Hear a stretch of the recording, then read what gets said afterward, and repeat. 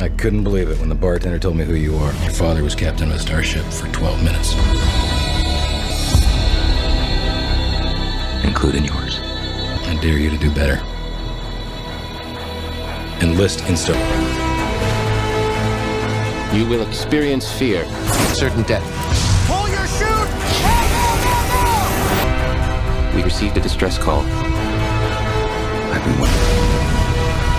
This day of reckoning. Captain and I'm first officer to replace him. You are capable of deciding your own destiny. The question is, which path will you choose? I hope you know what you're doing. So do I. James T. Kirk.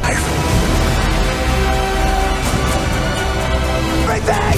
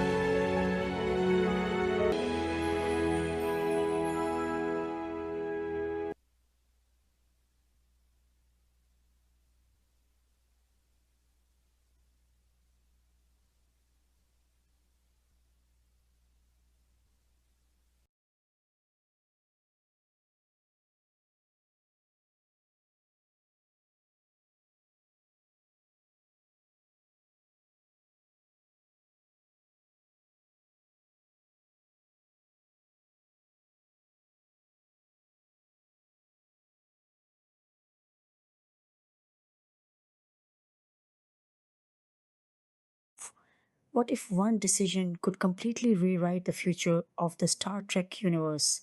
Stay till the end to discover hidden facts, behind the scenes secrets, and whether this reboot is truly worth watching. You're watching Sukanira Reviews. Let's boldly go where no review has gone before. The movie opens in the year 2233 as the Federation starship USS Kelvin investigates a strange lightning storm out in deep space. Out of nowhere, a massive Romulan ship called the Narada bursts through the storm and immediately attacks. The Kelvin is completely outmatched and suffers heavy damage. Nero's first officer, IL, orders the ship's captain, Richard Robow, to come aboard the Narada to discuss a truce. Once Robow arrives, Nero questions him about the current stardate and asks about someone named Ambassador Spock. Robow has no idea who he's talking about because in this timeline, those events haven't happened yet. Angry with the answer, Nero kills Robow and continues attacking the Kelvin. With the captain gone, the ship's first officer, George Kirk, takes command. Knowing the ship can't survive, he orders everyone to evacuate, including his pregnant wife, Winona. George stays behind and pilots the Kelvin straight toward the Narada, sacrificing himself so everyone else has a chance to escape. While the battle is still happening, Winona gives birth to their son, James Tiberius Kirk, just moments before George dies a hero after saving more than 800 people. 17 years later, the story shifts to the planet Vulcan. A young Spock struggles to fit in because he's half Vulcan and half human. Other Vulcan children constantly tease him because of his human mother, Amanda. Even after earning a place at the prestigious Vulcan Science Academy, Spock realizes they see his human side as a weakness instead of a strength. Rather than accepting that judgment, he turns down the Academy's offer and decides to join Starfleet, choosing his own path instead of the one others expect him to follow. Back on Earth, James Kirk has grown into a smart but reckless young man who loves taking risks. After getting into a bar fight with several Starfleet cadets, including Nyota Uhura. He meets Captain Christopher Pike. Pike recognizes Kirk's potential and challenges him with a powerful reminder about his father. He tells Kirk that George Kirk commanded a starship for only 12 minutes but still managed to save hundreds of lives. Pike dares Kirk to do even better, inspiring him to join Starfleet Academy. Once there, Kirk quickly becomes friends with Dr. Leonard Bones McCoy, whose sarcastic personality perfectly matches Kirk's attitude. 3 years later, Kirk faces disciplinary action after beating the famous Kobayashi Maru test. The simulation is designed to put every future captain into a situation where victory is impossible. Instead of accepting defeat, Kirk secretly reprograms the test so he can win. Commander Spock accuses him of cheating and argues that the entire point of the exercise is to teach future captains that some situations simply can't be won. Kirk fires back by saying he doesn't believe in accepting defeat, no matter what the odds are. Before the hearing can finish, Starfleet receives a distress call from Vulcan. Since the main fleet is too far away, the Academy cadets are ordered into active duty. Kirk has been suspended and isn't supposed to join the mission, but Dr. McCoy tricks the system by claiming Kirk is his patient and refuses to leave without him. Together, they board the brand new USS Enterprise. Spock also assigns Uhura to the Enterprise because she's one of his most talented students. After a small delay caused by technical problems from the new crew members, including Hikaru Sulu and Pavel Chekhov, the Enterprise finally jumps into warp speed toward Vulcan. During the trip, Kirk realizes something terrifying. The strange lightning storm near Vulcan is exactly like the one that appeared on the day he was born. He immediately suspects it's another trap set by the same mysterious enemy. Although Pike is skeptical at first, the Enterprise arrives to discover Kirk was right. Most of the Federation fleet has already been destroyed, and the Narada is drilling deep into Vulcan's core with a massive mining platform. The Narada attacks the Enterprise, and Captain Pike surrenders to save his crew. Before being taken prisoner, he puts Spock in command and promotes Kirk to first officer. Kirk, Sulu, and Engineer Olsen perform an incredibly dangerous space jump onto the drilling platform. Olsen dies during the jump, but Kirk and Sulu successfully destroys the drill itself. Unfortunately, they're too late to stop Nero from dropping a substance called red matter into Vulcan's core. The material creates an artificial black hole that tears the entire planet apart. The Enterprise manages to rescue Spock's father, Sarek, along with several members of the Vulcan High Council. Tragically, Spock's mother Amanda dies before the transporter can lock onto her signal, leaving Spock devastated. After destroying Vulcan, Nero heads straight for Earth. He tortures Captain Pike to steal Earth's defense codes and announces that he plans to wipe out every Federation planet, starting with Earth itself. Around this time, it's also revealed that Uhura has romantic feelings for Spock. As everyone tries to understand what's happening, Spock realizes the Narada must have traveled through time using the black hole created by red matter. Nero's arrival changed history, creating a completely different timeline from the original one. Kirk believes they should chase Nero immediately, but Spock insists on following Starfleet's orders instead.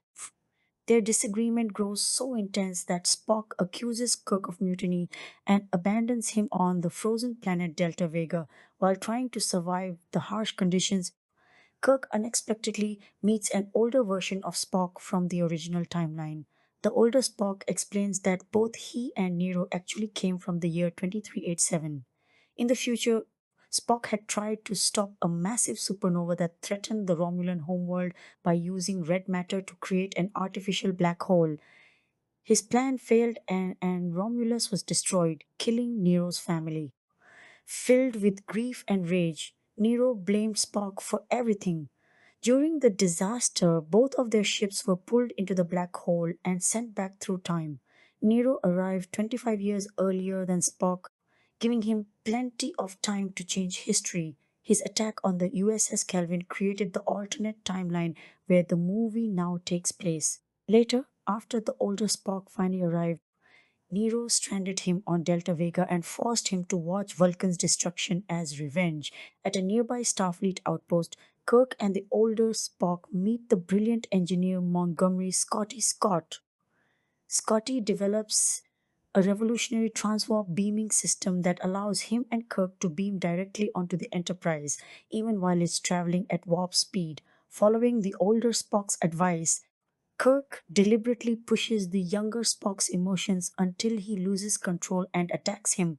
Since a captain must stay emotionally stable, Spock realizes he is no longer fit to command and steps aside, allowing Kirk to take control of the Enterprise. After speaking with his father, Sarek, Spock accepts both his Vulcan and human sides and decides to support Kirk instead of fighting him.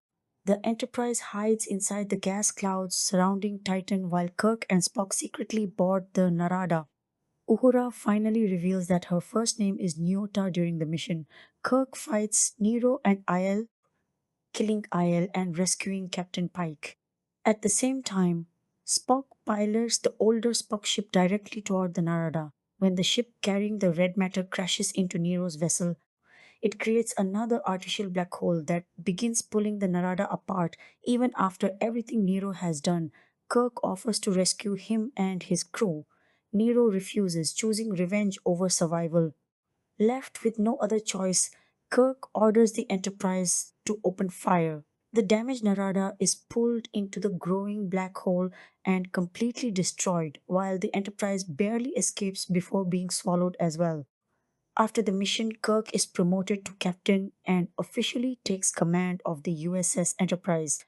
Captain Pike is promoted to Rear Admiral as he continues recovering from his injuries. Before leaving, the older Spock meets his younger self one last time and encourages him to keep serving in Starfleet. He tells him to stop worrying so much about what seems logical and just this once, choose what truly feels right. Spock accepts his place aboard the Enterprise as Kirk's first officer, and together the legendary crew begins a brand new journey as the Enterprise jumps into warp speed, heading off to explore strange new worlds and boldly go where no one has gone before. Crispine, as James T. Kirk Crispine, stepped into one of the most iconic roles in science fiction history as the young James T. Kirk in J.J. Abrams' 2009 reboot. Pine brought a fresh, roguish energy to the character, blending cocky charm with underlying vulnerability that distinguished his portrayal from William Shatner's original. Casting Pine was a deliberate choice to appeal to a broader audience while honoring the spirit of the original series. Prior to Star Trek, Pine had appeared in films like The Princess Diaries 2 and Just My Luck, but nothing on this scale. Directors and producers saw in him the perfect mix of leading man charisma and relatability. Pine prepared by watching classic episodes, but avoided deep imitation, drawing inspiration instead from archetypes like Tom Cruise's Maverick in Top Gun and Harrison Ford's Han Solo and Indiana Jones. This approach allowed him to create a version of Kirk that felt contemporary, reckless yet heroic, shaped by the loss of his father. Pine's casting generated some initial skepticism among longtime fans, but his performance in the bar fight scene, the Kobayashi Maru test, and the climactic moment solidified him as a worthy successor. His chemistry with the rest of the ensemble, particularly Zachary Quinto Spock, became one of the film's greatest strengths, capturing the legendary friendship dynamic in a new timeline. Zachary Quinto as Spock. Zachary Quinto was cast early as the half Vulcan, half human science officer Spock. His sharp features, intellectual demeanor, and ability to convey deep emotional restraint under a logical facade made him a standout choice. Quinto's background in theater and television, including roles in Heroes, prepared him for the nuanced performance required. Casting sessions emphasized finding someone who could balance Vulcan stoicism with human passion. Quinto underwent significant physical transformation, including shaved eyebrows and a precise haircut to match the iconic look.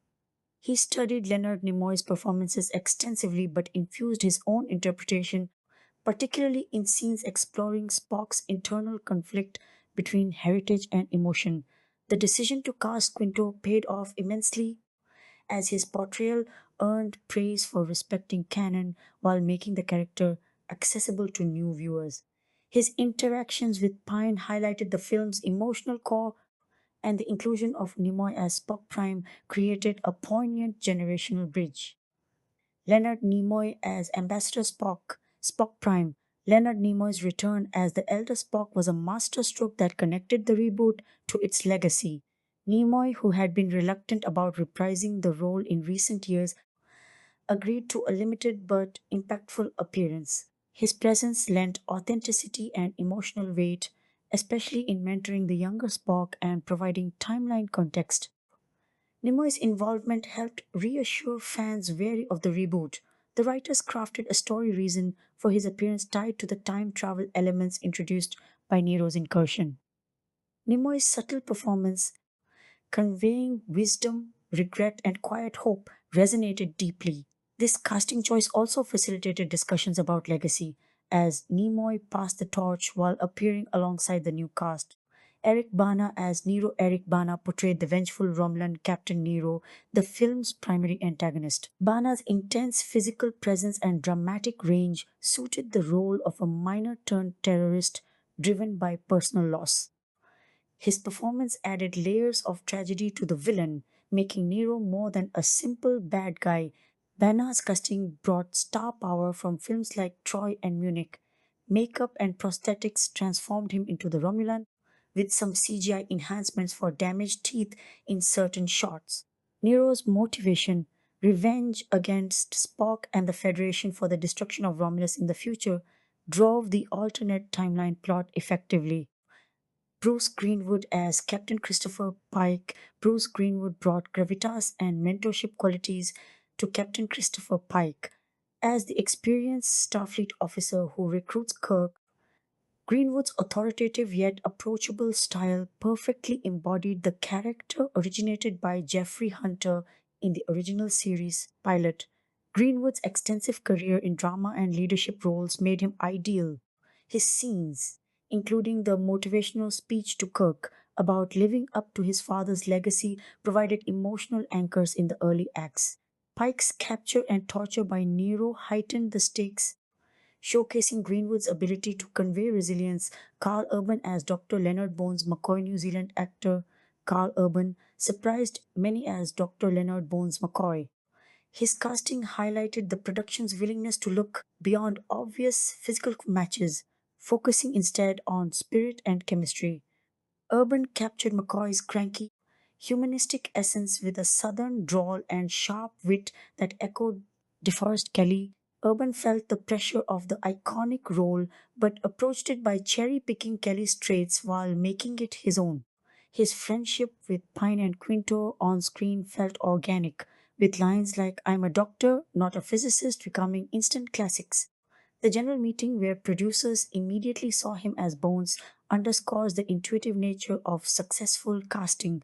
Zoe Saldana as Lieutenant Nyota Uhura Zoe Saldana, credited as Zozoe Saldana, brought intelligence, strength, and elegance to communications officer Nyota Uhura. Her casting expanded the character's role significantly from the original series, making her a key ensemble member with romantic and professional depth. Saldana's experience in action and dramatic roles, including Avatar around the same time, prepared her well. She trained in linguistics and combat for the part. Her chemistry with Quinto and Pine added layers to the narrative, and behind the scenes footage shows her enthusiasm for the expanded Uhura. Simon Pegg as Montgomery, Scott British comedian and actor Simon Pegg, received the role of Chief Engineer Scotty via a direct email from J.J. Abrams, bypassing traditional auditions. As a longtime Star Trek fan, Pegg was ecstatic and brought humor, technical flair, and accent work that honored James Doohan's original while adding modern comedy. Pegg's enthusiasm was evident. He would have done the role for free. His scenes in the engine room and transporter mishaps provided levity amid high stakes action. The casting reinforced the film's blend of reverence and fun. John Cho as Lieutenant Hikaru Sulu. John Cho took on the role of helmsman Hikaru Sulu, bringing piloting skills and quiet competence. George Takei, the original Sulu, encouraged Cho noting that the character represented all of Asia. Cho's initial uncertainty gave way to a commit performance that included memorable action sequences like the space jump with the sword. Anton Yelchin as Ensign Pavel Chekhov. The late Anton Yelchin portrayed the young navigator Pavel Chekhov with youthful energy and a charming Russian accent. Yelchin researched extensively, adjusting the accent to homage Walter Koenig while making it his own. His enthusiasm and yo moyo exclamation added character. Yelchin's casting highlighted the film's diverse international feel. His tragic passing later made his contributions even more cherished. Supporting cast highlights Ben Cross played Sarek, Spock's father, conveying Vulcan restraint and familial tension. Winona Ryder as Amanda Grayson brought warmth and humanity to Spock's mother. Chris Hemsworth appeared briefly as George Kirk in the opening, establishing the emotional stakes of Kirk's origin story. Jennifer Morrison portrayed Winona Kirk in the birth scene. Farhan Tahir as Captain Robow added dignity to the Kelvin's captain. Clifton Collins Jr. as IL supported Banner's Nero effectively. Tyler Perry's surprise casting as Admiral Richard Barnett came from Abrams' admiration. Perry, unfamiliar with Star Trek, delivered a solid authority figure. Young actors like Jacob Kogan, young Spock, and Jimmy Bennett, young Kirk, handled flashback scenes with maturity. Voice work included Greg Grunberg and Majel Barrett's computer voice. Casting process and challenges. Casting director April Webster and team faced the daunting task of recasting beloved icons without alienating fans. They held extensive auditions, prioritizing chemistry reads and fresh interpretations. Secrecy was paramount, sides were altered, and scripts were heavily guarded. Prusser sought actors who could embody the essence rather than mimic appearances. The ensemble's diversity reflected Roddenberry's vision while updating it for contemporary audiences. Behind the scenes documentaries like the Star Trek casting featurette detail these decisions, featuring interviews with Abrams, the writers, and cast. Impact of casting on the film's success. The casting choices were instrumental in Star Trek 2009's critical and commercial triumph. The young ensemble generated genuine camaraderie on screen, driving the film's box office to nearly $400 million and launching sequels. Critics praised the fresh takes that respected canon while innovating. Each actor's commitment, physical training, accent work, emotional depths elevated the production. The mix of established talents like Greenwood and Nimoy with rising stars created balance. Fan reactions evolved from skepticism to enthusiasm, proving the reboot's viability. The casting also influenced broader Hollywood trends, showing how reboots could succeed by honoring legacy while embracing new voices. Interactions like Pine's letter to Shatner and Takei's support for Cho fostered positive bridges to the original series. Deeper analysis of key dynamics. The Kirk Spock dynamic required perfect chemistry.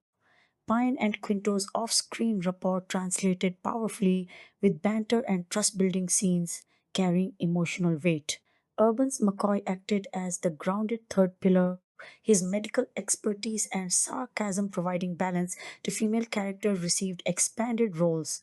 Saldana's Uhura was no longer peripheral, her expertise and relationships added depth. Writers Amanda humanized Spock's backstory. Supporting actresses like Rachel Nichols as Kyla contributed to the Academy setting's vibrancy. Antagonist casting, particularly Bana's Nero, grounded the threat in personal vendetta rather than abstract evil. This choice heightened the personal stakes for Spock and the crew. Technical and preparatory aspects. Many actors underwent extensive prep. Quinto and others trained for action sequences. Pegg embraced engineering jargon. Yelchin perfected navigation scenes. Makeup, prosthetics, and costumes helped unify the look, with casting influencing how characters appeared on screen. Cameos and smaller roles, including Randy Pausch and various crew members, added texture and real world connections. Voice actors and stunt performers rounded out the production legacy of the 2009 casting. The 2009 Star Trek casting redefined the franchise for a new generation. It demonstrated that bold recasting could revitalize a dormant property. The actors reprised roles in sequels, building a Kelvin timeline ensemble that remains beloved. Discussions around representation, such as Tahir's Robau and Cho Sulu, highlighted progressive elements. The process underscored the importance of chemistry, preparation, and respect for source material in ensemble casting. This comprehensive approach to assembling the cast created a film that balanced nostalgia, spectacle, and character driven storytelling, cementing its place in Star Trek history. The choices continue to influence how legacy franchises approach reboots today. Production development and pre production. The notion of revisiting the earliest days of the Star Trek characters was not a new one when J.J.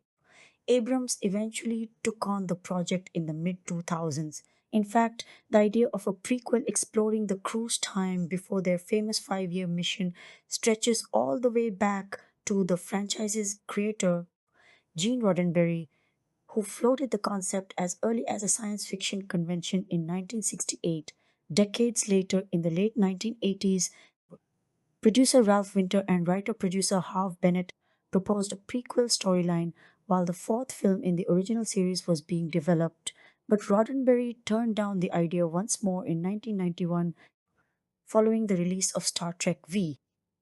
A subsequent script exploring the academy years of the characters, written by David Lowery, was also shelved after resistance from Roddenberry and the devoted fan community, and the studio instead moved forward with what became Star Trek VI. The prequel idea resurfaced again after the franchise hit one of its lowest points commercially and critically. Star Trek Nemesis, released in 2002, underperformed at the box office, and around the same time the television series Star Trek Enterprise was cancelled. In response, longtime franchise executive producer Rick Berman, together with screenwriter Eric Jendresen, began work on a new project called Star Trek The Beginning. That version would have centered on new characters led by a supposed ancestor of Kirk named Tiberius Chase, and would have unfolded during a war between Earth and the Romulans, positioned chronologically after Enterprise but before the original series.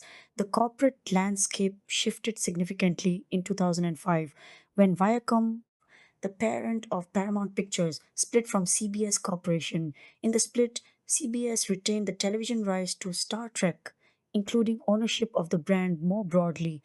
Gail Berman, who was serving as president of Paramount at the time and who has no relation to executive producer Rick Berman, successfully lobbied CBS chief executive Leslie Moonves for an 18-month window in which to develop a new Star Trek theatrical feature. If Paramount failed to deliver a viable project in that time, the studio risked losing the film rights altogether. Berman turned to Roberto Orci and Alex Kurtzman, the writing team behind Mission Impossible 3, to develop ideas for a new film. And once that earlier project had wrapped production, she approached its director J.J. Abrams about coming aboard. Abrams, Orci, Kurtzman, and producers Damon Lindelof and Brian Burke all felt that the various spin off series and later films had thoroughly mined the period following the original show, and that there was more creative room in going back to the beginning rather than pushing further into the future.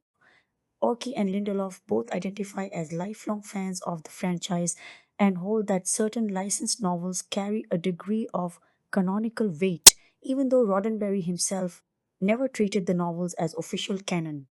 Kurtzman, by his own description, was a more casual viewer of the series, while Burke had little prior familiarity with it at all. Abrams' production company, Bad Robot, partnered with Paramount on the film, which marked the first time an outside company had helped finance a Star Trek picture. Bill Todman Jr.'s Level 1 Entertainment also came on as a co producer early on, though during 2008, Spyglass Entertainment stepped in to replace Level 1 as the financial partner on the project. Abrams was notably candid in interviews about his relationship with the source material, admitting he had never actually watched Nemesis because he felt the later series and films had drifted too far from what he considered the emotional core of the franchise. the relationship between Kirk and Spock. In his view, the various spin off series felt more like separate space adventures that happened to carry the Star Trek name. He even acknowledged that as a child he had actually preferred the Star Wars films. Still, he argued that his relative distance from the minutiae of Trek lore made him well positioned to introduce the concept to viewers who had never engaged with it before. Being a self described optimist, he wanted the film to carry an optimistic tone, offering something of a contrast to darker contemporary blockbusters such as The Dark Knight. He also expressed particular affection for the franchise's emphasis on exploration and its prime directive concept, which prohibits Starfleet from interfering with the natural development of less advanced civilizations, noting that the original series, constrained by its 1960s television budget, had never really had the resources to visually deliver on that sense of adventure. Initially, his involvement was purely as a producer, driven mainly by a wish to support Orky, Kurtzman, and Lindelof. That changed on February 23, 2007, when Abrams accepted Paramount's invitation to direct the film himself. He later explained that upon reading the finished script, he realized he would be too envious of whoever else got to direct it and decided he needed to take on the role personally. Orky and Kurtzman have said their goal from the outset was to write a script compelling enough to win over even a relatively casual viewer like Abrams. Abrams admitted to feeling anxious during the shoot, surrounded by unfamiliar trappings of the Trek universe like tattooed alien faces, pointed ears, invented weaponry, and dialogue referencing neutral zones and Starfleet protocol. But he came to trust that the emotional through line the writers had built into the story would carry the film regardless of the surrounding technobabble. He later remarked that he had not loved Kirk and Spock going into the project, but had come to love them by the time it was finished. Writer Roberto Orci later reflected on the personal, almost autobiographical resonance the Kirk Spock relationship held for him and Kurtzman, framing their own differing backgrounds, with Kurtzman having grown up in the United States and Orci having spent his early childhood in Mexico City, as a kind of real world parallel to the two characters coming from different worlds and initially clashing before becoming close allies. Bringing Leonard Nimoy into the project as the elder version of Spock was considered essential from very early on, and this ambition directly shaped the story's reliance on time travel. Orkis felt that a scene of Nimoy Spock reminiscing by a campfire would not have been enough to justify his presence, and time travel had been part of the concept from the start. Kurtzman added that using time travel also introduced genuine stakes into what would otherwise be a fairly predictable prequel, since audiences already know how the classic era character stories eventually play out. The creative team acknowledged that time travel had already been used quite heavily elsewhere in the franchise, but felt it served a legitimate purpose here, opening up fresh story possibilities for the original characters before eventually being able to set it aside in future films. Choosing the antagonists also required some care. Abrams opted for the Romulans over the more frequently used Klingons, partly because the Romulans had received comparatively little screen time across the franchise's history, and partly because he found it appealing to have Kirk cross paths with them earlier than he does in established continuity. Orky and Kurtzmans also felt it would seem regressive to once again cast the Klingons as villains, given that later series had recast them in a more heroic light, and using the Romulans allowed them to continue a thread from Spock's final canonical appearance in the Next Generation episode Unification, set in the year 2368. The original series episode Balance of Terror, in which Kirk becomes among the first humans to ever encounter a Romulan, was cited as one of the influences behind this new film's Romulan storyline. Orky noted the difficulty of crafting a time travel rationale for the plot that didn't feel like a gimmick, deliberately avoiding, for instance, a scenario where Nero's motivation was simply to hunt down and kill Kirk specifically, even while using time travel as a device to justify changes to certain background details, such as the circumstances of Kirk's first encounter with the Romulans.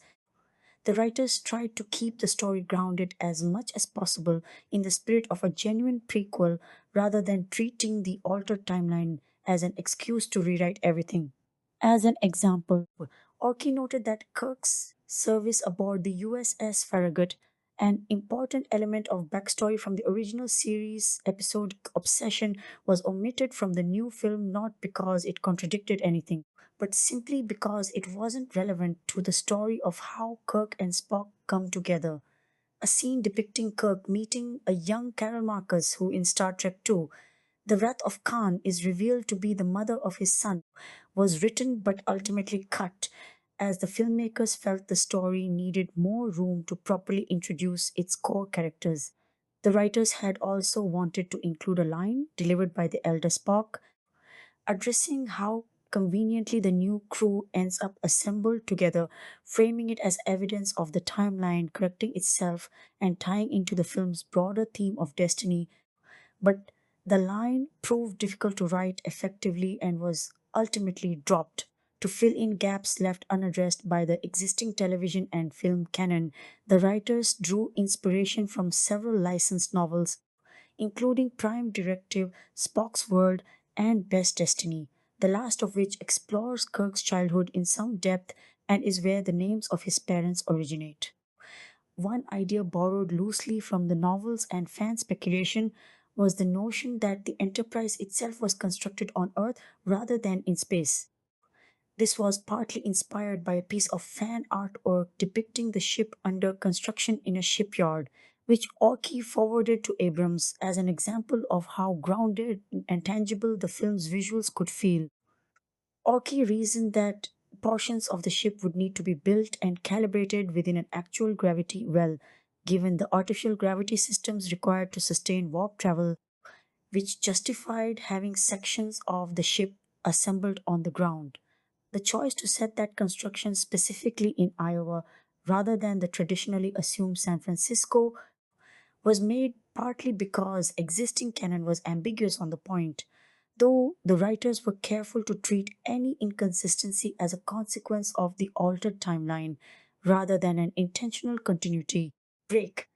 Abrams also pointed out that the original series itself was not always internally consistent on such details. Orky and Kurtzman were also deliberate about making the film accessible to viewers who had never seen a Star Trek production before. They wanted to strip out excessive technical jargon, often referred to affectionately within fandom as technobabble, lean into a more action driven pace, and use the simple title Star Trek without a subtitle, specifically to signal to newcomers that they would not need to have seen any prior installment to follow along. Abrams considered humor and a certain sex appeal to be two defining popular qualities of the original series that needed to carry through into the new film. Orky pushed back on any suggestion that grounding the material in a more realistic tone meant sacrificing a sense of fun, arguing that realism and stern seriousness were not the same thing. Several members of the creative team, including Abrams, Burke, Lindelof, Orky, and Kurtzman, cited Star Trek II, The Wrath of Khan, as a favorite entry in the franchise and also pointed to the Next Generation episode Yesterday's Enterprise as an important influence. Abrams' wife Katie was regularly brought in to review the script, as were the wives of Orky, Kurtzman, and Lindelof, specifically to help ensure the female characters read as strong and well rounded. Katie Abrams' enthusiasm for how those characters were written was reportedly a meaningful factor in her husband's eventual decision to direct. In researching the material, Orky and Kurtzman also read graduate level academic dissertations examining the original series, drawing attention to scholarly comparisons likening Kirk, Spock, and McCoy to archetypal figures out of Shakespeare, as well as comparisons between the Kirk Spock friendship and the songwriting partnership of John Lennon and Paul McCartney. The writers acknowledged a debt to the Star Wars films as well, particularly in terms of pacing.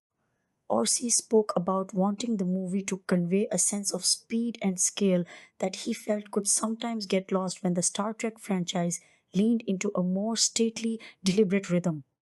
That Star Wars influenced sensibility carried through into how the action sequences were constructed, while Brian Burke observed that the initially frosty rapport between Kirk and Spock echoed the early dynamic of Han Solo, who, in his first appearances, has no real friends yet. The decision to place Spock and Uhura in an actual romantic relationship was conceived as a wink to the original series' occasional hints of Uhura's interest in him.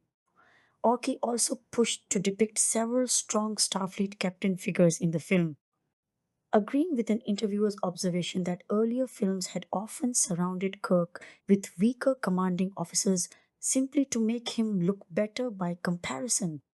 A handful of smaller details reflect personal touches from the creative team. The USS Kelvin, the ship on which Kirk's father serves, takes its name both from Abram's own grandfather and from the physicist Lord Kelvin, William Thomson.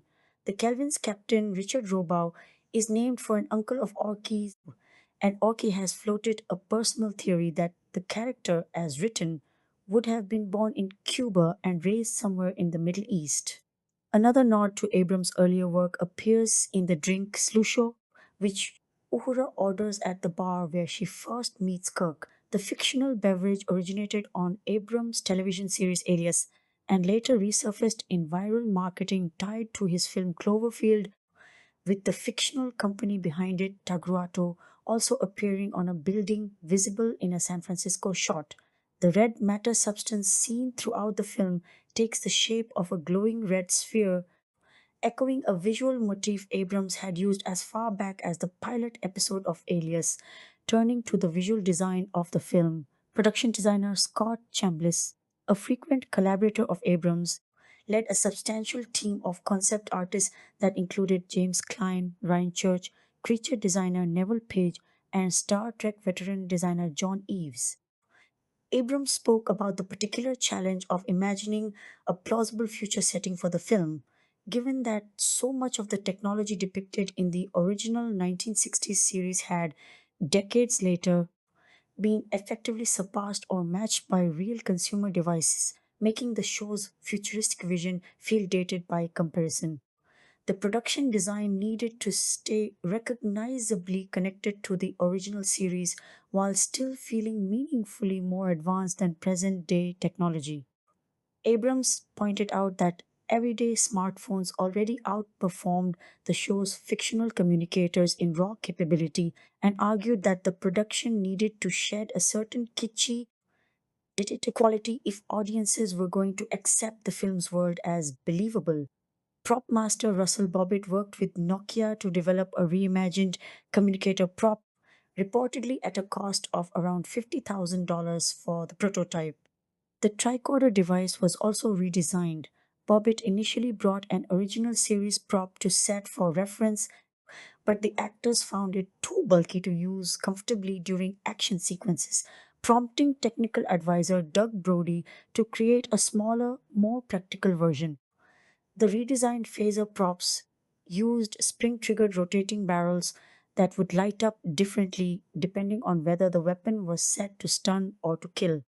An Aptera Tip 1 prototype vehicle also appears on location in the film. Cambliss retained the general floor plan of the classic Enterprise bridge but brightened its color palette considerably, aiming to reflect what he and Abrams saw as the inherent optimism of the Star Trek universe. The view screen at the front of the bridge was reimagined as more of a window onto which space imagery could be projected to make the illusion of being out among the stars feel more tangible. Abrams likened the redesigned bridge to the sleek, modernist aesthetic of designer Pierre Cardin and to the production design of 2001, A Space Odyssey, both associated with the 1960s. He joked that the finished set made a contemporary Apple store look almost dated by comparison. At Abrams' request, additional railings were installed throughout the bridge set to make it feel like a safer, more plausible working environment, and the entire set was mounted on gimbals. so that it could physically rock and shudder in a convincing way whenever the ship was depicted accelerating or coming under attack.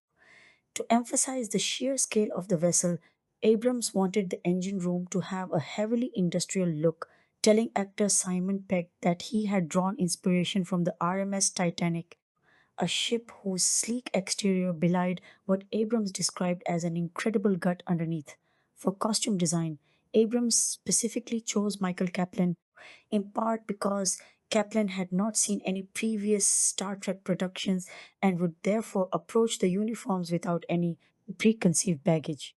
Kaplan preserved the franchise's traditional color coding scheme for the Starfleet uniforms, keeping the underlying shirts and pants in a very dark, near black gray while using colored overshirts to denote a crew member's division, gold for command, blue for sciences and medical staff, and red for operations personnel, including engineers, technicians, and security. Kaplan wanted the shirts to feel more refined and modern than earlier iterations and had the Starfleet insignia woven directly into the fabric pattern rather than simply attached as a separate patch. Kirk, still a cadet through much of the story, wears only the plain undershirt rather than a colored overshirt.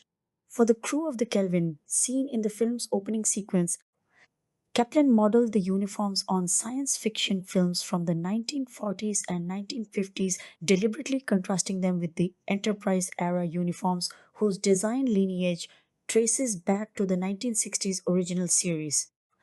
Abrams summarized the costume design challenge as essentially a smaller version of the whole project's guiding philosophy, namely, figuring out how to make something inherently a little silly and colorful feel legitimate and real.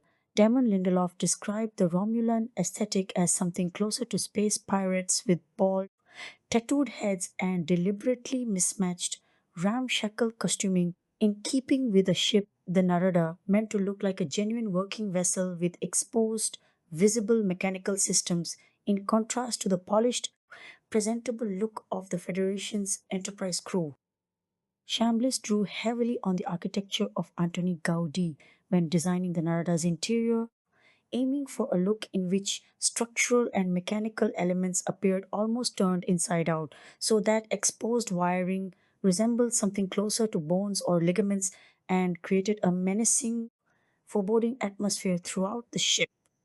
The interior sets were built from six modular pieces that could be reconfigured into different rooms as needed. The actors playing Romulans wore three separate prosthetic pieces applied to their ears and foreheads, while Eric Bana required a fourth prosthetic specifically for a bite mark scar running from his character's ear to the back of his head. Notably, the Romulans, as depicted in this film, lacks the V-shaped forehead ridges that had become standard in every other depiction of the species outside the original 1960s series. Creature designer Neville Page had initially wanted to explain that departure by having Nero's crew ritually scar themselves in patterns reminiscent of those ridges, forming keloid scars, but the idea was ultimately abandoned before it was fully developed. Kaplan wanted the Romulan costumes to look aged, worn, and rugged, fitting for a background rooted in mining work, and after finding some appropriately grimy fabric samples at a flea market, he tracked down the makers, discovering they were based in Bali, and commissioned them directly to produce the designs used in the film. Barney Berman oversaw makeup design for the film's various other alien characters. His team ended up having to work under significant time pressure because, in an earlier version of the script, most of these background aliens were meant to appear together in a single sequence near the end of production. Abrams eventually decided that scene felt too similar in spirit to the cantina sequence from the original Star Wars and chose instead to distribute alien appearances more sparingly throughout the film. A tribble, the small furry creature famous from the original series, was placed as a background detail during Scotty's introduction. Both traditional practical prosthetic makeup and digital effects were used to bring the various alien designs to life. Filming principal photography on the film ran from November 7, 2007 through March 27, 2008, though additional second unit work continued afterward, including footage shot in Bakersfield, California in April 2008, which stood in for Kirk's childhood home in Iowa. Additional filming took place at Long Beach City Hall, at the San Rafael Swell in Utah, and at California State University Northridge in the Los Angeles area, the last of which provided establishing shots representing the exterior of Starfleet Academy. A parking lot outside Dodger Stadium in Los Angeles was used to represent both the icy surface of Delta Vega and the Romulan drilling platform seen on Vulcan. The filmmakers had initially considered shooting the Delta Vega scenes on location in Iceland, but ultimately decided against it. Chambliss found it an interesting creative challenge to recreate convincing snow covered environments in Southern California instead.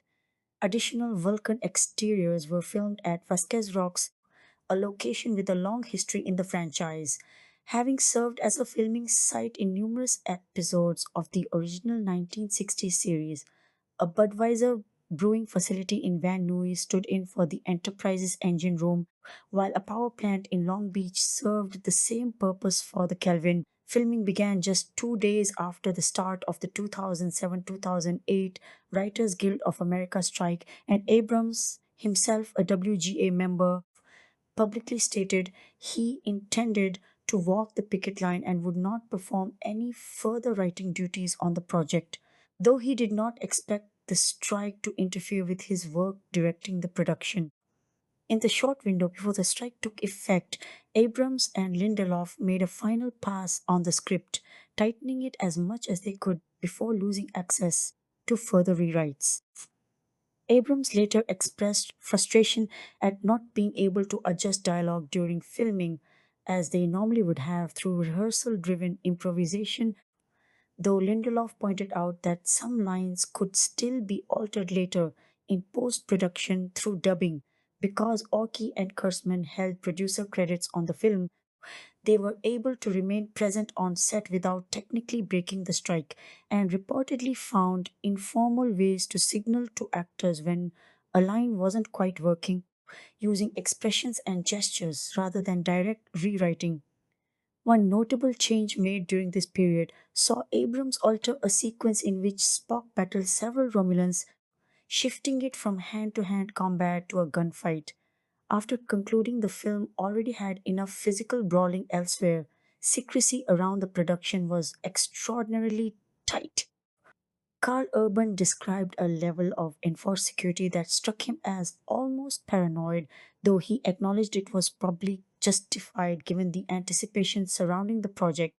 Cast members were barred from moving around in public while in costume and were instead shuttled between locations in golf carts fully covered in black canvas to prevent any glimpses of wardrobe or sets. Actress Jennifer Morrison noted she was only ever given pages from the scenes she personally appeared in rather than a full script. Simon Pegg described reading the shooting script under the direct watch of a security guard.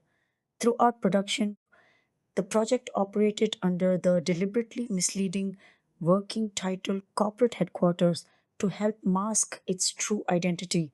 A small number of outside visitors were nonetheless permitted onto the set, including Rod Roddenberry, Ronald D. Moore, Jonathan Frakes, Nichelle Nichols, Ben Stiller, Tom Cruise, and Steven Spielberg. Spielberg, notably, had been partly responsible for persuading Abrams to direct the film in the first place after reading the script, and during his set visit, he even offered guidance on staging some of the action sequences. When principal photography wrapped, Abrams gave each cast member a small gift box containing a miniature telescope capable of identifying whatever constellation it was pointed toward, a gesture John Cho interpreted as Abrams simply wanting everyone to look up at the stars with a slightly different perspective going forward.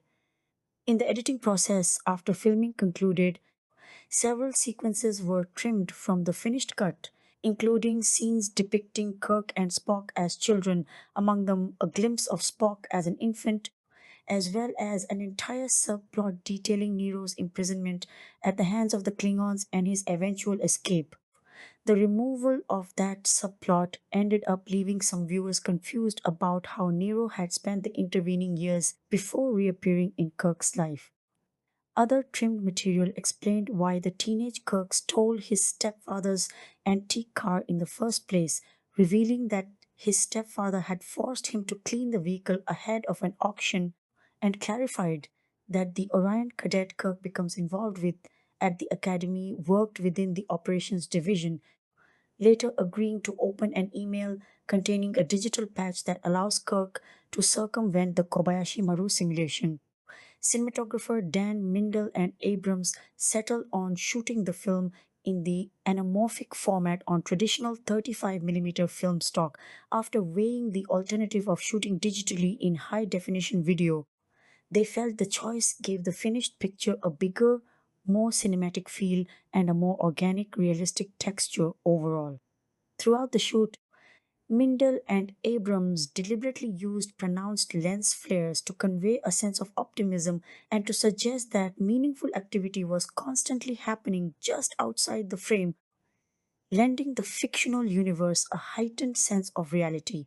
Mindel achieved many of these flares by physically shining a flashlight or angling a mirror toward the camera lens, and sometimes by shooting with two cameras simultaneously under two distinct lighting setups. Editor Mary Jo Markey later revealed in an interview that Abrams had not told her or her co editor Marianne Brandon about this technique in advance, and that she had initially contacted the film's processing lab to ask why so much of the footage appeared overexposed. Post production visual effects for the film were handled by a large group of companies, chief among them Industrial Light and Magic and Digital Domain, who together contributed more than 1,000 individual effects shots. The visual effects supervisors were Roger Guyett, who had previously worked with Abrams on Mission Impossible 3 and who also served as second unit director on this film, and Russell Earl. Abrams made a point of avoiding reliance purely on blue screen and green screen photography, finding the process disorienting, and instead used those techniques mainly to extend the apparent scale of practical sets and real locations. The sequence set on the icy planet Delta Vega required blending digitally generated snow effects with practical physical snow captured on set. This was the first Star Trek production for which Industrial Light and Magic built its starships entirely as digital models rather than physical miniatures, a significant departure from the approach used in most of the franchise's earlier films.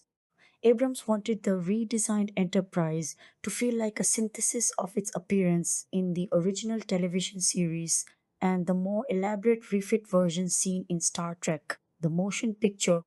He had especially fond memories of the ship's dramatic reveal in that earlier film, describing it as the first moment the vessel had ever felt genuinely tangible and real to him.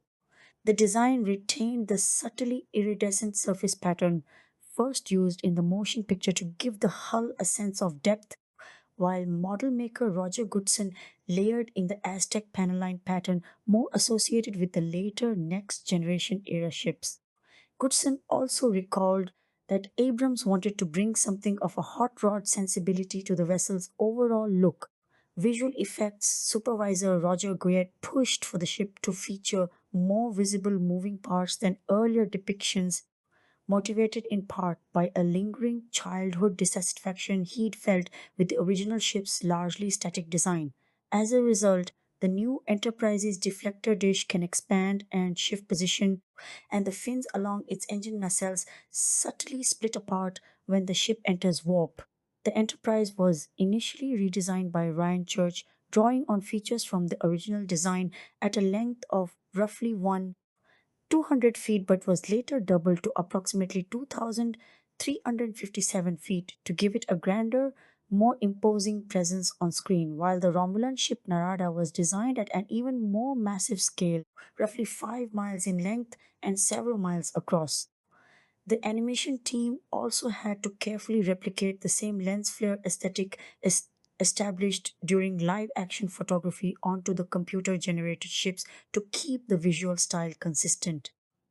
Planetary scientist Carolyn Porco of NASA was brought in as a consultant to help ground the depiction of planets and other astronomical imagery.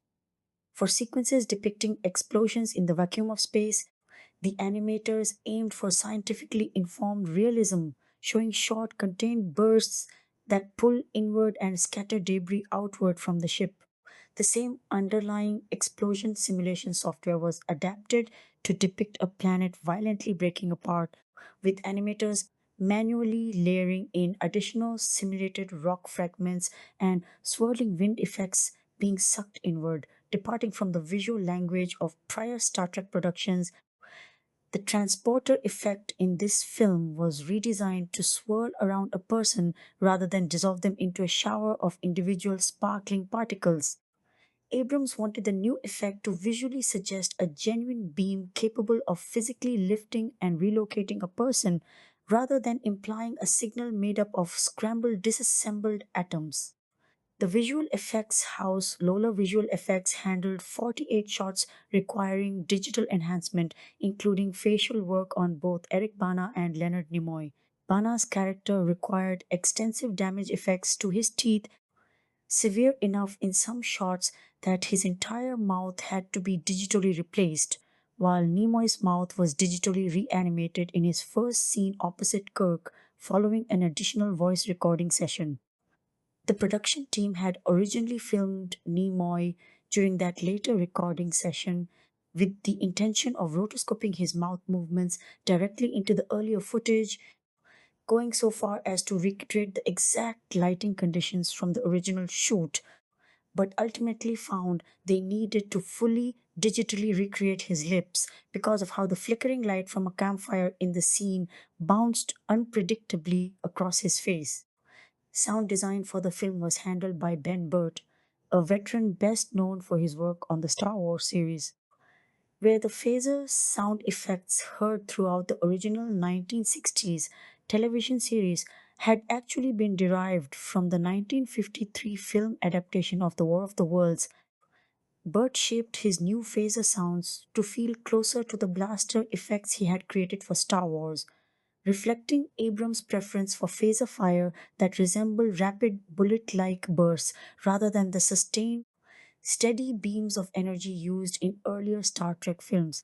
To recreate the classic sounds associated with photon torpedoes and the ship's warp drive, Burt tapped a long metal spring against a contact microphone and layered that recording together with the sound of cannon fire. For the emotionally resonant hum accompanying warp travel and the transporter effect, Burt made use of a vintage 1960s electronic oscillator, music Michael Giacchino, who by this point had become one of Abrams' most frequent collaborators across film and television, composed the score for Star Trek. He chose to retain the iconic original television theme, composed decades earlier by Alexander Courage, specifically for use over the end credits. Abrams felt that placement symbolically captured the sense of the new crew finally coming together as a unified team. Giacchino has spoken candidly about the personal pressure he felt taking on the assignment, noting that he had grown up listening to the franchise's celebrated body of musical scores, which had themselves played a role in inspiring his own career, and admitting that he essentially had to trust the finished film itself to guide him toward the right musical choices. Scoring sessions took place at the Sony scoring stage, utilizing a 107-piece orchestra alongside a 40-person choir. An erhu, a traditional Chinese bowed string instrument performed by musician Karen Han, was incorporated specifically for musical passages associated with Vulcan, while a deliberately distorted recording was used to help characterize the Romulans musically. Vare Saraband, the record label that had previously released soundtrack albums for several of Giacchino's earlier scores, including his work on Alias Lost, Mission, Impossible 3, and Speed Racer, released the official soundtrack album for this film on May 5, shortly ahead of the movie's wide theatrical release. Separately, the music heard in the film's theatrical trailers was composed by the production music group Two Steps from Hell release. The film's marketing campaign began well ahead of its release. The very first teaser trailer debuted in theaters alongside Cloverfield on January 18, 2008, showing the Enterprise still under construction. Abrams personally directed the opening portion of that trailer, which featured a welder removing his protective goggles, and the production actually hired professional welders for the shoot rather than relying solely on actors. The trailer incorporated archival audio of historical figures from the 1960s, deliberately intended to connect the film's futuristic setting back to the present day. The inclusion of a recording of John F. Kennedy, in particular, was chosen for its resonance with the character of Kirk and because Kennedy is widely credited with having helped launch the real world space race. Orkey suggested that if the fictional Federation depicted in the film truly existed, Kennedy's words would likely be inscribed somewhere within its history. The trailers for the film went on to win several honors, including the Best in Show prize at the 10th Annual Golden Trailer Awards. Paramount faced two specific challenges in trying to market the film effectively: reaching a younger generation of moviegoers with little built in familiarity with the franchise, often characterized in press coverage of the era as the MySpace generation, and overcoming the historically weaker box office performance of previous Star Trek films in international markets. Roughly 6 months ahead of the film's eventual release, Abrams toured Europe and North America, presenting around 25 minutes of completed footage to audiences and press. Abrams acknowledged that beginning such a large scale promotional push this early was unusual for him, but explained that a delay in the film's release date had actually given the team more finished material than would typically be available at that stage of a campaign. Although he generally preferred a quieter approach to promoting his own projects, he agreed that Paramount needed to actively work to shed some of the cultural baggage and perceived stigma surrounding the Star Trek name. To that end, Abrams was known to somewhat exaggerate in interviews aimed at the wider press his personal preference for other franchises over Star Trek, making statements to the effect that he wasn't really a fan himself and that the new film wasn't necessarily made specifically for existing devotees. Orkey compared this posture to a scenario from the Next Generation episode A Matter of Honor, in which Commander Riker is temporarily stationed aboard a Klingon vessel and must adapt his behavior to an unfamiliar culture's expectations. Orkey suggested that some leeway ought to be extended to Abrams for the way he spoke to audiences unfamiliar with the franchise, given that his job in those settings was essentially to win over people who didn't yet understand what made Star Trek worth watching. A wide range of promotional and merchandising partners lined up behind the film's release, including Nokia, Verizon Wireless, Assurance, Kellogg's, Burger King, and Intel Corporation, along with a variety of companies producing home decor items, apparel, jewelry, gift items, and even tie-in fragrances marketed under names like Tiberius, Bonfire, and Red Shirt. Playmates Toys, which had previously held the Star Trek toy license until the year 2000, secured the merchandising rights for the new film's action figures and related toys, with the first wave of products hitting shelves in March and April of 2009. The company reportedly hoped to continue expanding the toy line into the following year. That initial toy wave included figures in 3.75-inch, 6-inch, and 12-inch scales, a replica of the Enterprise, various prop replicas, and play sets, including bridge-themed sets designed so that additional smaller figures, sold with their own chairs and consoles, could be combined to eventually recreate the entire bridge set featured in the film. Additional companies, including Master Replicas, Mattel, Hasbro, and Fundex Games, produced Star Trek branded versions of familiar games and products such as playing cards, Monopoly, Uno, Scrabble, the Magic 8 Ball, Hot Wheels vehicles, Tyco remote control toys, the guessing game 20Q, Seen It, and even a line of Barbie dolls. though some of these tie-in products drew on earlier eras of Star Trek rather than specifically referencing the new film.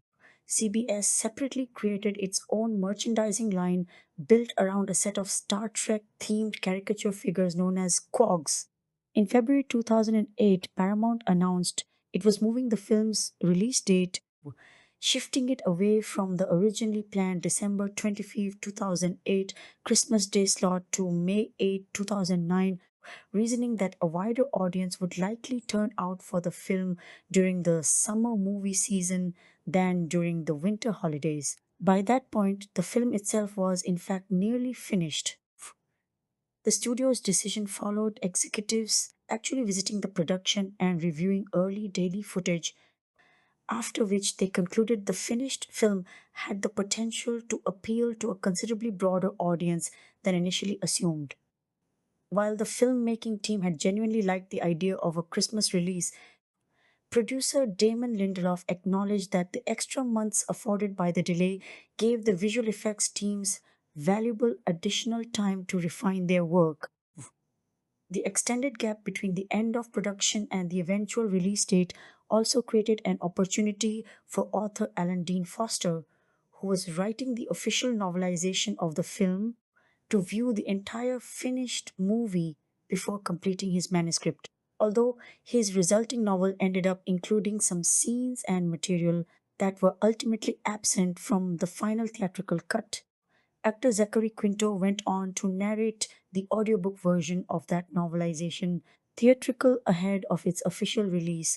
The film received an unusual surprise public preview on April 6, 2009, at the Alamo Drafthouse Theater in Austin, Texas, hosted in person by writers Roberto Orci and Alex Kurtzman, along with producer Damon Lindelof. The event had been publicly advertised simply as a standard theatrical screening of Star Trek II, The Wrath of Khan, to be followed afterward by a 10-minute preview reel for the new film. Partway into the Khan screening, the picture was made to appear as though it had physically melted in the projector, at which point Leonard Nimoy walked out on stage alongside Orky, Kurtzman, and Lindelof, asking the surprised audience whether they might prefer to see the brand new movie instead. Following that Austin preview, the film's first official premiere took place at the Sydney Opera House in Sydney, Australia on April 7, 2009. Separately, the small town of Vulcan, Alberta, had spent close to 2 years campaigning to host the film's premiere locally, given the obvious connection to its name. Because the town lacked an actual movie theater, Paramount instead arranged a lottery in which 300 winning local residents were transported to a special advance screening held in nearby Calgary. Official ticketed screenings in the United States began at 7 p.m. on May 7, 2009, and the film brought in roughly $4 million in North America on that first partial day alone. By the close of its opening weekend, the film had earned 79,204,300 domestically, along with an additional 35,500,000 from international markets during that same period. Whether measured in raw dollars or adjusted for inflation, this figure surpassed the previous record held by Star Trek First Contact for the largest opening weekend of any film in the franchise. The film also brought in roughly $8, 5 million specifically from IMAX format screenings during its opening weekend, breaking the previous IMAX opening weekend record of $6.3 million set by The Dark Knight. It went on to become the highest grossing film in the history of the Star Trek franchise within the United States and Canada, surpassing both Star Trek IV, The Voyage Home, and the original Star Trek, The Motion Picture. Notably, its opening weekend total alone exceeded the entire theatrical domestic runs of Star Trek VI, The Undiscovered Country, Star Trek Viv, Insurrection, and Star Trek Nemesis combined. The film concluded its domestic theatrical run on October 1, 2009, on October 1 domestic total, having earned a final domestic total of 57,730,019, placing it as the seventh highest grossing release of 2009 in the United States. Train if I make mistakes such as The Hangover among that year's top earners. trailing only to a store-bought illness and 60 core, even 706 ticks and 6 core 4 and 94.5 and 52. Although international revenue accounted for only about 31% of the film's total earnings, a relatively modest share by blockbuster standards, Paramount executives nonetheless expressed satisfaction with the overseas numbers, given that the Star Trek franchise had historically struggled to generate strong box office interest outside the United States. Home media. The film arrived on both DVD and Blu ray in North America on November 17, 2009, with a release the following day, November 16, in the United Kingdom, and an earlier release on October 26 in Australia and New Zealand. Sweden and Germany received the home media release slightly later, on November 4.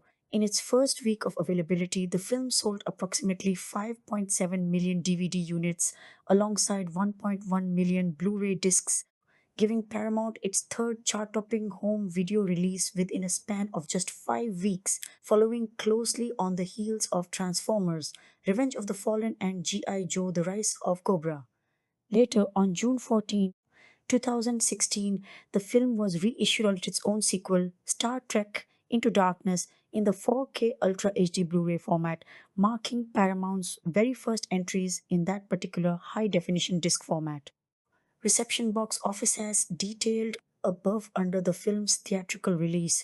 Star Trek performed strongly at the box office both domestically and, to a lesser but still meaningful degree, internationally. Its combined worldwide gross of roughly $385.5 million, achieved against a reported production budget of $150 million, represented a clear financial success for Paramount and for the broader franchise, particularly following the disappointing performance of Nemesis several years earlier. The film's domestic total made it the top grossing entry in the entire Star Trek film series within the United States and Canada, and its opening weekend alone outperformed the complete lifetime domestic grosses of four separate prior entries in the franchise. While the proportion of revenue generated internationally remained relatively modest by the standards of major studio blockbusters of the era, executives at Paramount still viewed the overseas results as an encouraging sign, given that Star Trek had traditionally been considered a franchise with limited international box office appeal. Critical response to the film was met with a notably enthusiastic critical reception upon release. On the review aggregation site Rotten Tomatoes, 94% of 351 surveyed critic reviews were classified as positive, with an average score of 8.1 out of 10. The site's editorial consensus summary praised the film for reigniting a classic franchise through action, humor, a compelling story, and impressive visuals, suggesting it would satisfy both long-time devotees and viewers coming to the material fresh. On Metacritic, which calculates a weighted average score, the film received a rating of 82 out of 100 based on 46 critic reviews, a figure the site characterizes as indicating universal acclaim. Audiences surveyed by CinemaScore during opening weekend gave the film an average grade of A on the service's letter grade scale, which runs from A plus down to F. Individual critics were largely glowing in their assessments. Ty Burr of the Boston Globe awarded the film a full 4-star rating, describing it as immensely satisfying and calling it the finest prequel he had seen. Burr singled out the film's character work for particular praise, suggesting that emotionally the movie succeeded on every level, functioning almost like an extended family reunion spanning decades and blurring the usual boundary between an audience and the show it has followed for so long. He went on to argue that the film succeeded at something franchise reboots rarely manage, namely, reminding longtime viewers exactly why they fell in love with these characters in the first place. Owen Gleiberman of Entertainment Weekly gave the film an A- grade, crediting Abrams with crafting an origin story that avoided feeling like a tedious slog through familiar backstory beats. Rolling Stone critic Peter Travers offered a similarly favorable assessment, awarding the film 3.5 out of 4 stars. He felt the ensemble cast performances were the clear highlight of the production, noting that Chris Pine's performance in particular radiated genuine star power. Trevor's was equally complimentary towards Zachary Quinto, describing his performance as sharp and intuitive and crediting him with giving the film its emotional soul. Manohla Dargis, writing for the New York Times, argued that the film amounted to more than simply an enjoyable reimagining of a beloved older relative's favorite science fiction series, suggesting it also served as a testament to the enduring myth making power of television as a medium and to its role as a wellspring for some of the fundamental stories people tell about who they are and where they come from. Dana Stevens of Slate described the film as a gift to longtime admirers of the original 1966 to 1969 television series, a body of work she characterized as intellectually ambitious and idealistic despite achieving little commercial success during its initial run, and which has since gone on to become both a defining science fiction touchstone and an object of enduring cult devotion. Tom Huddleston, writing for Time Out London, praised the film's overall visual craftsmanship, including the redesigned Enterprise, and spoke favorably of the cast performances, noting that Quinto brought a certain wry charm to an otherwise calculating character, while Pine powered through the role with a bullish energy, even if his performance didn't fully replicate the specific style associated with William Shatner. The chemistry between Chris Pine and Zachary Quinto drew particular attention and praise from reviewers. Lieberman observed that as the story progressed toward its conclusion, the rapport between the two actors increasingly mirrored the classic dynamic between Kirk and Spock themselves. Tim Roby, writing for The Telegraph, offered a similar assessment, noting that the film charted the development of their relationship in a subtle, understated way, even as it remained the central emotional thread running beneath more urgent plot developments, whether a distress call from Vulcan or the ongoing threat posed by the Romulans.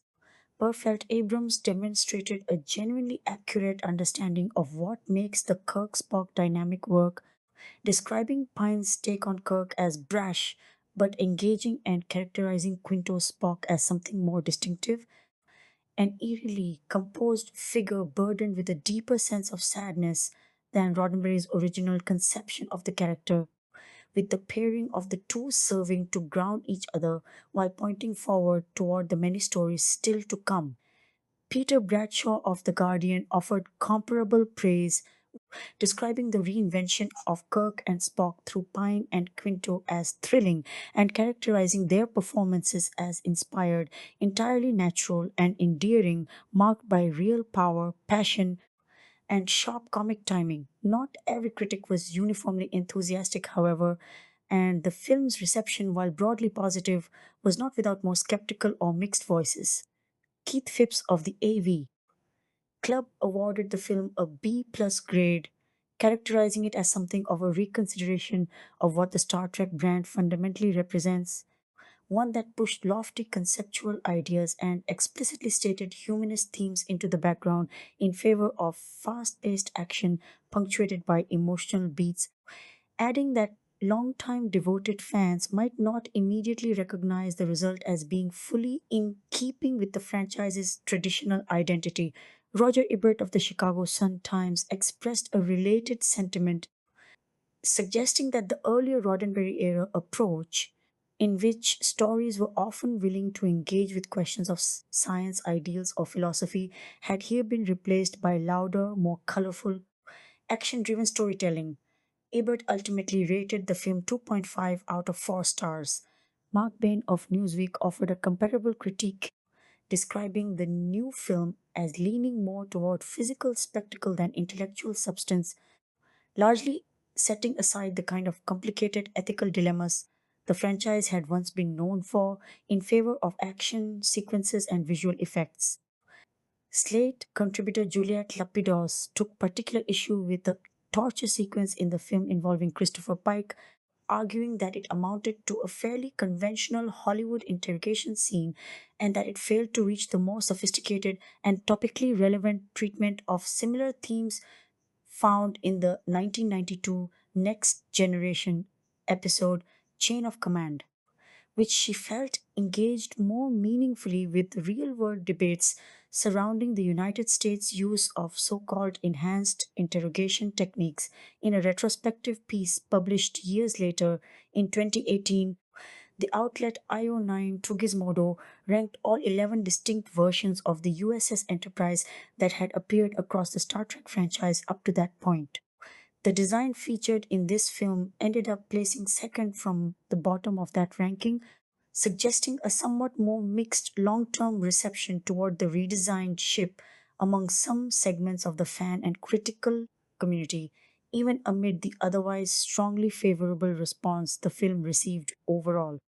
The film's critical and commercial success translated into a substantial haul of industry recognition. In 2010, it received four nominations at the 82nd Academy Awards in the categories of Best Sound Editing, Best Sound Mixing, Best Visual Effects, and Best Makeup and Hairstyling. It ultimately won in the makeup category, making it the first Star Trek film ever to receive an Academy Award of any kind. The film also picked up three nominations at the Empire Awards, winning in the Best Sci-Fi Fantasy category. In October 2009, it won the Hollywood Award for Best Movie at the Hollywood Film Festival, and later that year it took home six awards at the 2009 Scream Awards ceremony. At the 16th Screen Actors Guild Awards, the film's stunt team won the award for Outstanding Performance by a Stunt Ensemble in a Motion Picture. The film picked up a number of additional nominations across other award ceremonies as well. It was nominated for a Grammy Award for Best Score Soundtrack Album for a motion picture, television, or other visual media, though it ultimately lost to the score for the animated film Up, which notably had also been composed by Michael Giacchino. At the 36th People's Choice Awards, the film received four nominations altogether, competing for Favorite Movie, with Zoe Saldana nominated for Favorite Breakout Movie Actress and both Chris Pine and Zachary Quinto nominated for Favorite Breakout Movie Actor. On June 15, 2009, the film picked up five nominations at the Teen Choice Awards. It was additionally nominated for five Broadcast Film Critics Association Awards, and the National Board of Review of Motion Pictures named it one of the 10 best films of the year for 2009. The overwhelmingly positive reception and strong financial performance of the film set the stage for further installments in the rebooted film series. The principal cast members had all signed contracts covering two additional sequels as part of their original deals for this film. Abrams and producer Brian Burke both signed on to produce the first sequel, with Abrams also returning to direct. That follow up, Star Trek Into Darkness, starring Benedict Cumberbatch in the role of the classic villain Khan Noonien Singh, was released on May 15, 2013.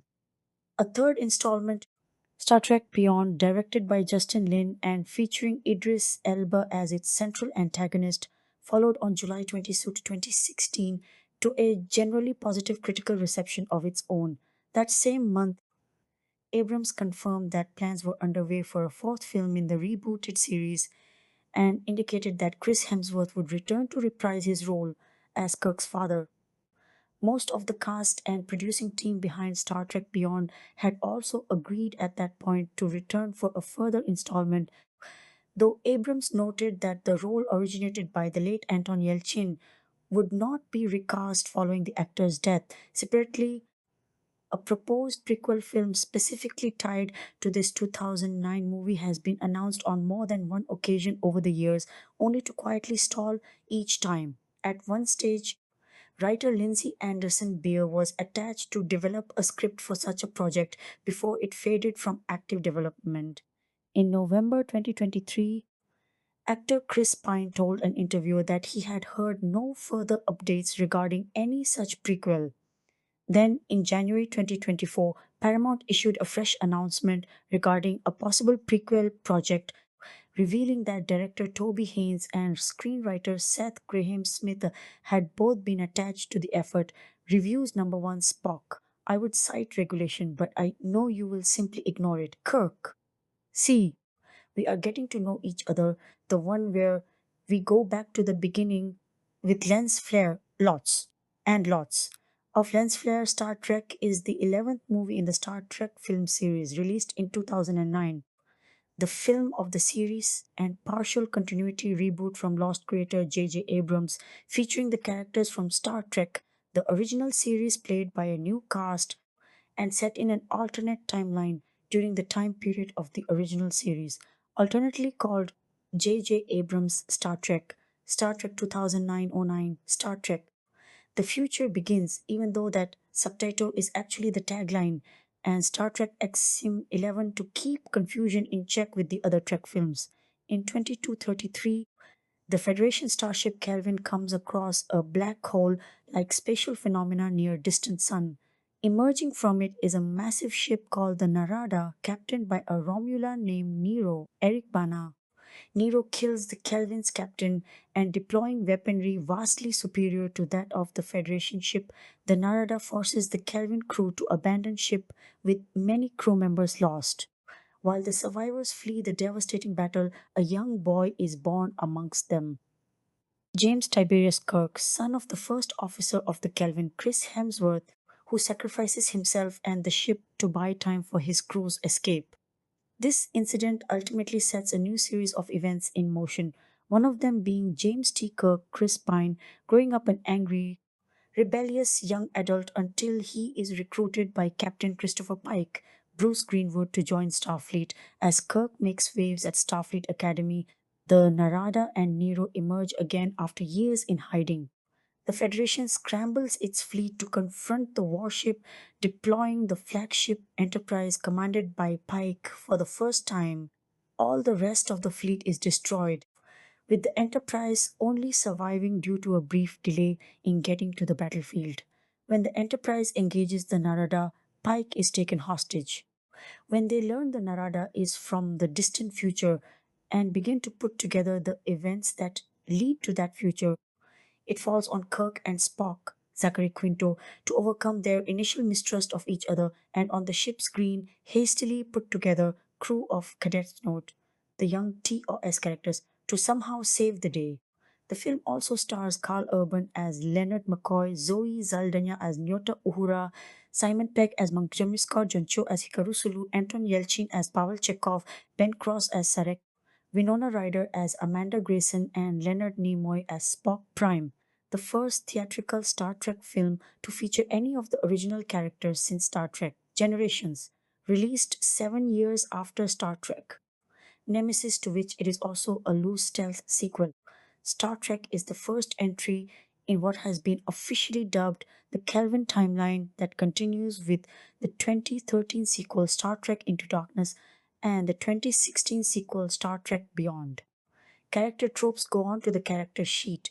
This film provides examples of open all folders tropes, A tropes, C, D tropes, G tropes, G tropes, A tropes, KL tropes, M N tropes, O tropes, Q tropes, T, Z number 2. I grew up in a Trekkie household, and my parents loved watching all the shows and the movies. I think part of that is that the show and movies came out in their formative years and then stayed with them and always had something new for them as well. That's what great franchises do. They grow with the fans and stay relevant in their lives. So today, I wanted to go over the chronological order of Star Trek movies so we can see how they shape generations. Let's dive in the Star Trek movies in chronological order before we dig into all the titles. Here's a cheat sheet for you to see all the movies in chronological order. Star Trek, the motion picture Star Trek 2, The Wrath of Khan Star Trek Through, The Search for Spock Star Trek 4, The Voyage Home Star Trek 4, The Final Frontier Trek 4, The Final Country Star Trek, The Undiscovered Country Star Trek, First Contact Star Trek, Insurrection Star Trek, Nemesis Star Trek Into Darkness Star Trek Beyond Star Trek, Section 31, 2025 1, Star Trek the Motion Picture, 1979 plot. A mysterious object is on a path of destruction towards Earth. Admiral Kirk retakes command of the newly refitted USS Enterprise to intercept it and learn its origins. Cast: William Shatner, Leonard Nimoy, DeForest Kelley, Nichelle Nichols, George Takei, Walter Koenig, James Doohan, director Robert Wise 2. Star Trek II, The Wrath of Khan, 1982. Plot: Khan, a genetically engineered superhuman from Kirk's past, seeks revenge after being marooned for years. He steals a powerful device called Genesis and targets Kirk and the Enterprise. Cast: William Shatner, Leonard Nimoy, DeForest Kelley, Nichelle Nichols, George Takei, Walter Koenig, James Doohan, Ricardo Montalban, director, Nicholas. Star Trek III, The Search for Spock, 1984. Plot: Following Spock's death in the previous film, Kirk and his crew defy Starfleet orders to recover Spock's body and return it to his home planet Vulcan, where his soul may be reunited with his body.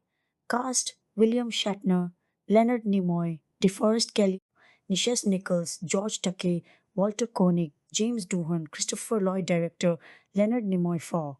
Star Trek IV, The Voyage Home, 1986. Plot: To save Earth from an alien probe that is disrupting the planet's atmosphere, Kirk and his crew travel back in time to 1986 San Francisco to retrieve humpback whales, the only creatures who can communicate with the probe. Cast: William Shatner, Leonard Nimoy, DeForest Kelley, Nichelle Nichols, George Takei, Walter Koenig, James Doohan, Catherine Hicks, director, Leonard Nimoy 5.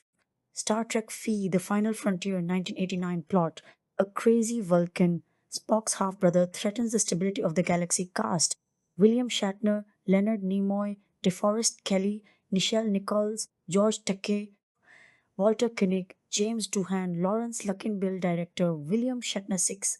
Star Trek VI, The Undiscovered Country, 1991. Plot: Kirk and the Enterprise crew are tasked with escorting a Klingon delegation to Earth for peace talks, but a conspiracy threatens to derail the negotiations and ignite war between the Federation and the Klingon Empire.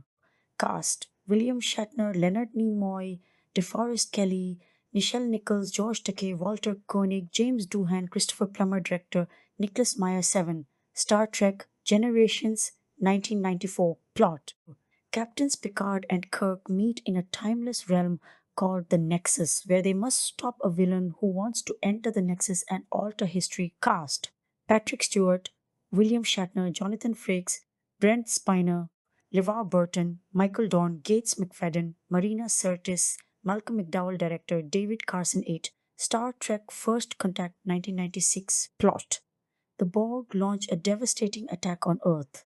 Captain Picard and the Enterprise must travel back in time to prevent the Borg from altering history and conquering Earth. Cast: Patrick Stewart, Jonathan Frakes, Brent Spiner, LeVar Burton, Michael Dorn, Gates McFadden, Marina Sirtis, Alfred Woodard, James Cromwell, director, Jonathan Frakes 9. Star Trek Insurrection, 1998. Plot: Picard and the Enterprise crew uncover a conspiracy involving Starfleet and a race called the Sona, who want to exploit a planet with unique properties that can reverse aging.